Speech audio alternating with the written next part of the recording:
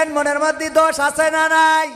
আবু জাহেলের কথা বললে একদল মনে করে ওদের কথা বলা হচ্ছে, আব্রাহার কথা বললে মনে করে ওদের কথা বলা হচ্ছে, নমরুদের কথা বললে মনে করে ওদের কথা বলা হচ্ছে, ফেরাউনের কথা বললে মনে করে ওদের কথা বলা হচ্ছে।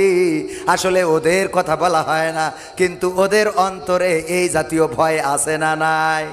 কারণ চোর যে করে, মিজান ডাক্তার চোর ধরার জন্য কাঁঠাল চোর কাঁঠালকে চুরি করেছেন, চোর ধরার জন্য বুদ্ধি করে বললেন কাঁঠাল চোর আর কেউ নয়। এখানে আমি দেখতে পাচ্ছি যে কাঁঠাল চোর তার মাথায় কাঁঠালের আঠা আছে।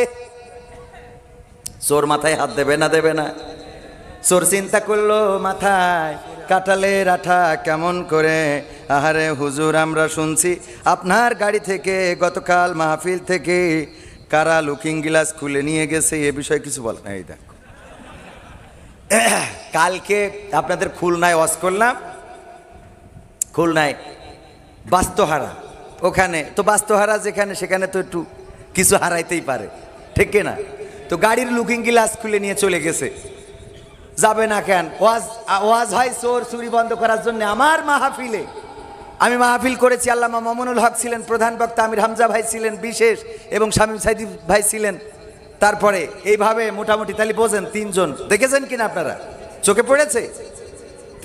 মামুনুল হক, আমির হামজা, আল্লামা দেলোয়ার হুসাইন সাইদির সুযোগ্য সন্তান আলহাজ শামীম সাইদি সহ অ্যাডভোকেট গাজী এনামুল হক, আব্দুল সালাম যুক্তিবাদী, রকনুজ্জামান, মনোয়ার হোসেন মুমিন, এনামুল হাসান বিন নূর, সাইফুল্লাহ বিন কুরবান, আবুল কালাম আজাদ আজহারি সব এক জায়গায় করেছি।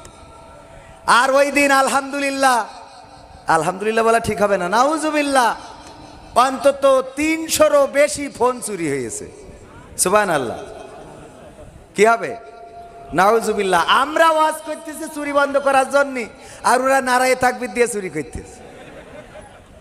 হুজুর নিয়ে যাওয়ার সময় এখন কিন্তু প্রায় এই ঘটনাগুলো ঘটছে। হুজুর যখন স্টেজে উঠায় তখন চোরেদের সংঘবদ্ধ চক্র হুজুরের কাছে চলে এসে কয়, এই দে স্লোগান, নারায়ে তাকবীর, ওদিকে পকেটে হাত দিয়া শেষ, তাকবীর দিয়ে তো চুরি করতেছে।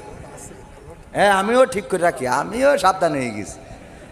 আপনাদের এই এলাকায় এসে আমার ফোন চুরি হয়েছিল, এই যে নোয়াপাড়ায় আমাদের মুমিন স্যারের জানাজা পড়তে দাঁড়াইছি, আমির হামজা ভাইয়ের পাশে আমি, শেখ মহিউদ্দিন স্যারের পাশে আমি, দুই ভিআইপির মাঝখানে আমি।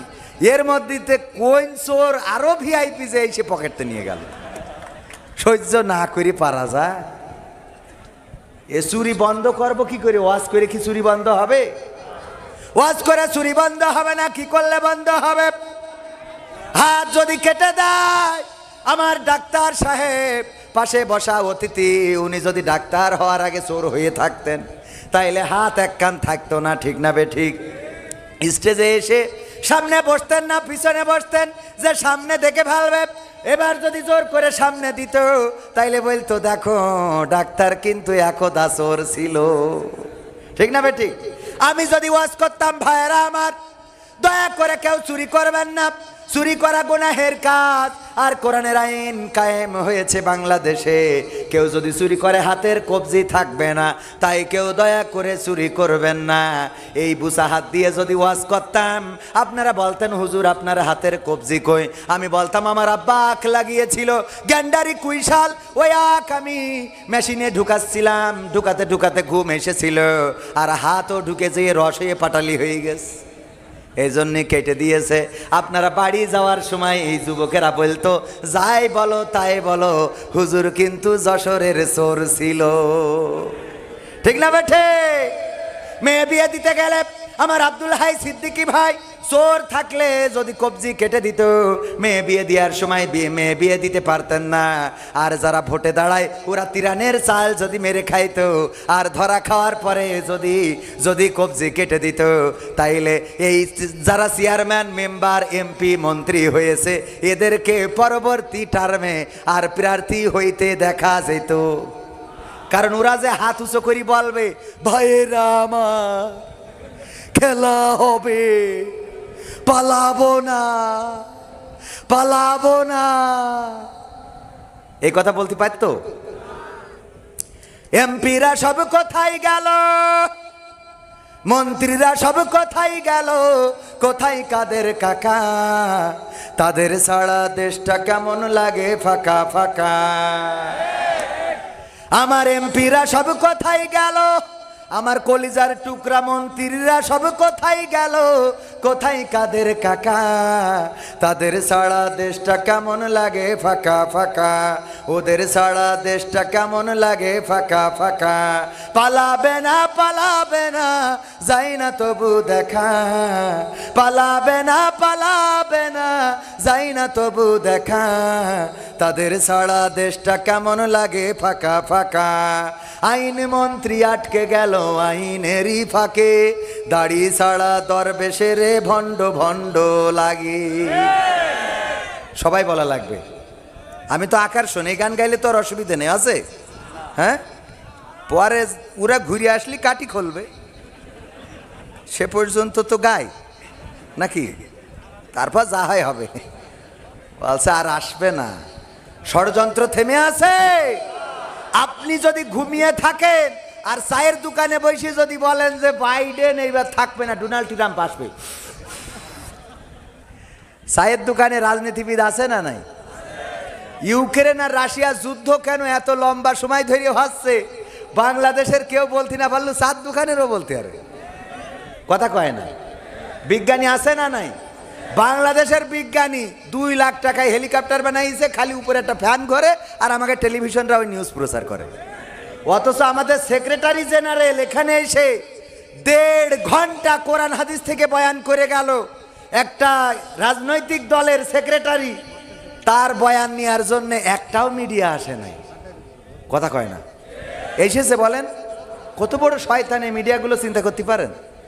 এগুলো প্রচার করে না, কিরা একটা সিলিং ফ্যান উপরে লাগাই সুইচ একটা দেয় ঘরে, আর কয় এই বিজ্ঞানী আমেরিকায় তৈরি হলি, ও আকাশ নিচে নামাই তো পাকামো থাকা। বাংলাদেশের বিজ্ঞানী আর বাংলাদেশের সাংবাদিক, এদের আমাদের দেশের বিজ্ঞানীরা হইল পয়লা বৈশাখে ঠাকুর তৈরি করে, ওই আবার কারেন্টের তারে বেঁধে শর্ট খেয়ে 3 জন মরে যায়, কথা কয় না। এত লম্বা, অন্য দেশে ড্রোন বানায়, অন্য দেশে বিভিন্ন যা বানায়, সে তো আমি নামই করতে পারবো না। আর আমাদের দেশের বিজ্ঞানীরা, ওরে সাংবাদিক যে করছে যে উনি একজন সিএনজির পাশায় একটা ফ্যান লাগাইতেছে, আর উপরে মাঝখানে লিখে দিয়েছে হেলিকপ্টার, ব্যাস। এই বিজ্ঞানী নাকি আমেরিকায় তৈরি হলি, নাকি ওখানে বেইমান বানাইতো, শয়তান কোথাকার। এইসব আজে বাজে জিনিস নিয়ে নিউজ করে। পরিমণি আজকে পায়খানা ফিরেছে, তার রংটা কি, কালারটা কত সুন্দর, তার বাই বাতাসের সেন্টটা কেমন, নিউজ আছে না নাই? পরিমণি আজকে রাজহাঁস রেঁধেছে, মজাদার হাঁস রান্না করলেন পরিমণি, ওরে নিউজ। আর আমরা হরিণ রান্না করি, তাও এ নিয়ে কথা নেই, পাকামো কোথাকার। এই সাংবাদিকদের, এই যে যারা নিউজ করি বেড়ায়, এইগুলো সব ভণ্ডের ভণ্ড, এরা অকর্মা, আর এরাই শেখ হাসিনার পতন ঘটাইছে। সুতরাং আমরা ওদের ছাড়বো না, আমলিগও ছাড়বে না। কারণ শেখ হাসিনার উল্টো পাল্টা পাম মেরিয়ে তেল দিয়ে এমন কথা বলি যে মুখ ফসকে বলি ফেলাই, তাহলে রাজাকাররা চাকরি পাবে। মানে তেল এত দিয়া দেশে যে বেশি হয়ে গেছে। হ্যাঁ, ঠিক না বে ঠিক? এই কাজগুলো করি শেখ হাসিনা, এই জন্য আওয়ামী লীগ বিএনপি সব একদল হয়ে এই সাংবাদিকদের পিছনে লাগতে হবে, যারা সত্য সাংবাদিকতা